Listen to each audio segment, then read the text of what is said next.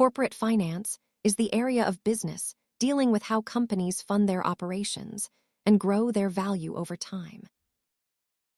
At its heart, corporate finance is about the efficient management of capital to maximize long-term value for a company. Managers focus on three main pillars: deciding where to invest, how to pay for those investments, and when to return money to shareholders. From building new factories to managing daily cash flow, these decisions determine if a business stays healthy and competitive. Companies choose between debt and equity.